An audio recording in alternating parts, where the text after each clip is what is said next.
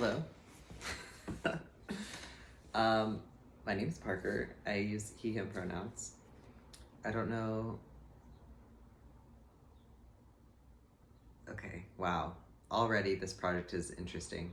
I am starting a video blog challenge for myself. I was inspired by my friend Lydia, who did 30 days.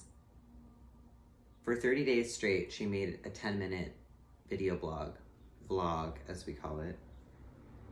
And yeah, I was inspired by her project, and I want to do it too. So here I am. Already I can say that,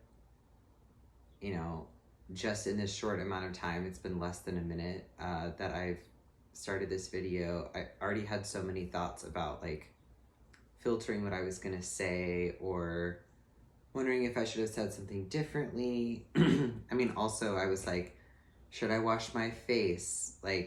Where should I sit? I didn't think about it that much, but I noticed that these questions crossed my mind about how I'm gonna be perceived, or do I need to acknowledge that I'm not in my own home? Here I am doing it. I am not in my own home. I'm house sitting for someone right now. I like this yellow chair. Yeah, so anyway, back to the topic of no topic. What I want to get more comfortable with is speaking my truth. And I feel like that phrase gets thrown around and I don't always know what that means. But I am someone who has a lot of thoughts.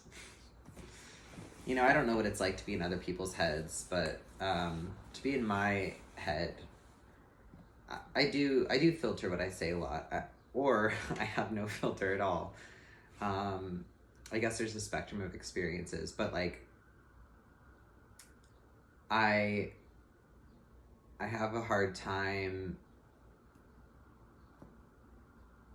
communicating sometimes. I'll just leave it at that. And I think that I'm someone who I really strive to be a clear communicator, and I am really intentional with words that I use. Even with text messaging, I don't use autocorrect, although sometimes my phone still insists on trying to change certain words. But I remember there was a setting, I intentionally don't use autocorrect because I want to have full control over the words that I text and use, so that I can make up my own words, so I can have the exact punctuation that I want to use. So, and I remember when people started using voice to text, oh, it's so much easier. And I'm like, whoa, that could come across for me really differently than what I'm trying to say if it doesn't have my particular punctuation, or and I'm also realizing as I'm saying this that that really orchestrated intention that I might put behind something to try to make it as clear as possible still might come across unclear to someone. I might make a mistake, or someone might have a different association with a certain word that I'm using, or the punctuation might make less sense to them, or whatever. I was talking to someone the other day about emojis. I do the same thing with emojis. I don't use them super often, but I do feel that using them, to me, feels I don't want to say lazy, but it's a little bit of a more rogue communication style.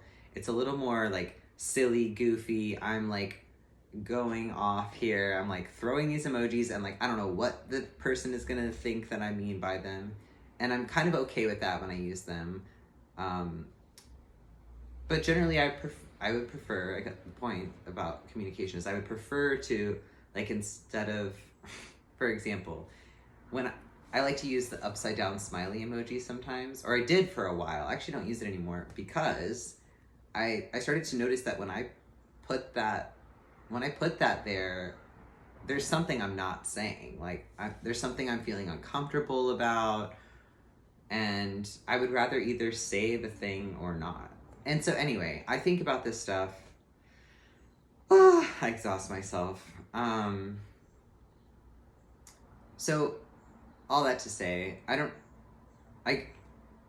when my friend Lydia started her project around this, I was talking to her about it, and we talked about like goals and things, and she, our experiences are different. I'm starting this experience thinking that I would like to practice speaking more freely. I sometimes find that I am able to write freely and speak my truth more freely in written form, and that I have a tendency to, just to filter when I'm speaking, even when I'm speaking to people who I don't think will judge me. I guess fear of judgment is some kind of theme in here. Also, I do make voice notes with several of my friends, and sometimes I listen back to something that I said if I want to hear what I said, or reflect on something that I was processing. And I do say the word like a lot. I don't know how many times I've said it in this video. I don't know if I really want to know. And yeah, I actually think maybe I will not watch this video. I think I might just make it and drop it and keep going. So yeah, I guess I'm gonna really shoot for 10 minutes. So I have 3 minutes left, and I'm just gonna share what's on my mind today. A couple things. One is that food stuff has been hard for me. I'm not going to go into super detail, but trigger or content warning for people who don't want to hear about food. I have a lot of dietary restrictions, and I have a history of disordered eating, and I'm neurodivergent, and I'm in recovery from substance abuse and alcoholism and addiction. And so like, there's a lot of things going on where that sometimes food can just be like a major challenge for me for a lot of different reasons. Other diagnoses impact this as well. But right now I'm just feeling really frustrated because groceries just feel like they cost so much money, and cooking feels hard, and restaurants are so limited, and I generally am trying to just give myself permission to, like, when I have an appetite and when there's food near me that I can eat, even if it's convenient or more expensive than it should be, like, I just need to be eating.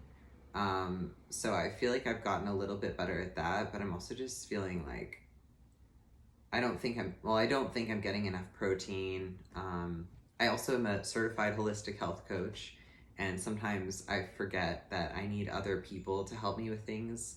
And since I've gone through that program and I got a lot of new tools, like sometimes I'm just like, why can't I figure this out? Like, if I hear someone else talking about it, I probably have some ideas for them, but for myself, I'm just like feeling kind of stuck. So that's one thing that's on my mind. And another thing is that I practice meditation. That's been a practice that I've been doing for, I guess, about 5 years now, and it's looked different at different times.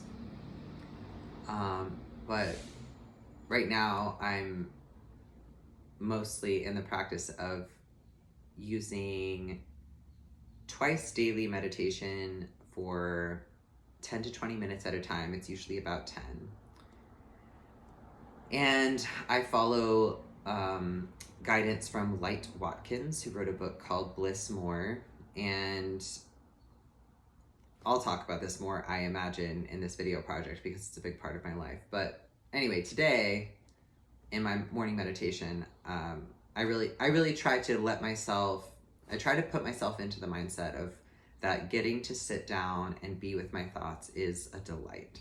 I mean, someone with PTSD and like a lot of intrusive thoughts, like it's not always a delight, to be honest. Like there are many times I haven't wanted to, or it hasn't been comfortable, or it hasn't felt safe, or I've had emotional reactions. Like there's a whole spectrum. I'm not going to get into all that right now.